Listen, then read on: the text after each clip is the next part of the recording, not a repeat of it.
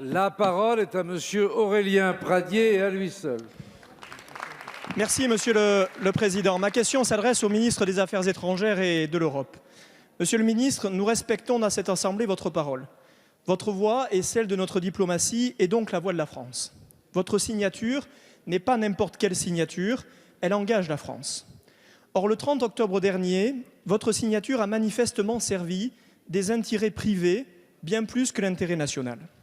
En novembre, le groupe LVMH a fait le choix de se porter acquéreur de la marque américaine Tiffany à hauteur de 13,8 milliards d'euros. C'était un choix d'entreprise dont celle-ci était pleinement libre et dont elle se devait tout aussi librement d'assumer l'entière responsabilité. Le groupe de luxe s'est depuis ravisé. Et dans une lettre que vous avez personnellement adressée à M. Bernard Arnault, vous volez au secours de son conseil d'administration, sans aucun fondement juridique, sans aucun argument solide et en créant un précédent historique en matière de diplomatie française.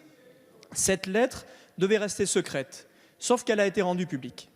Le bras de fer entre deux groupes internationaux aurait dû seulement agiter les milieux d'affaires, mais certainement pas mobiliser la diplomatie française. Les intérêts supérieurs de notre nation étaient-ils menacés? Non. Et même au contraire, puisqu'il s'agissait d'une nouvelle conquête française sur le marché américain. Qui, au sommet de l'État, vous a passé cette commande? Nous apprenons aujourd'hui qu'un procès se tiendra le 5 janvier et votre courrier est versé à la procédure. Les tensions commerciales et judiciaires entre la France et les États-Unis vont s'aggraver. La protection d'intérêts privés et de liens privilégiés aurait-elle dépassé la défense de l'intérêt général?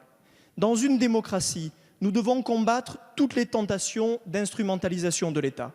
Il en va de la crédibilité du politique, de la crédibilité de la France et donc de notre souveraineté. Monsieur le ministre, je vous pose la question clairement, parce qu'elle est grave.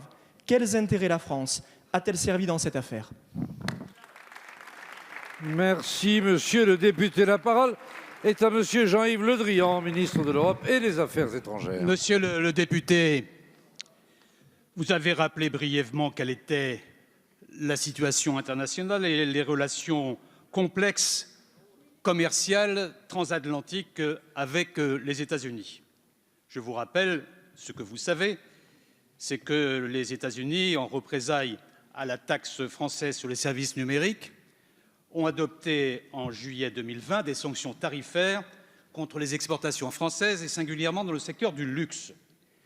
Ces sanctions ont été suspendues jusqu'en janvier 2021.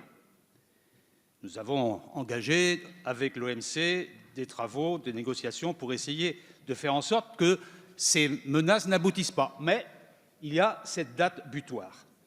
Dans ce cadre, quel est le rôle du ministre des Affaires étrangères? En matière de diplomatie économique, mon rôle fait 3 orientations. D'abord, il fait part au groupe français de vocation internationale de la politique commerciale et transatlantique que suit le gouvernement, c'est mon rôle. Deuxièmement, mon rôle est de répondre à leurs interrogations politiques, quel que soit le pays, mais singulièrement sur les États-Unis.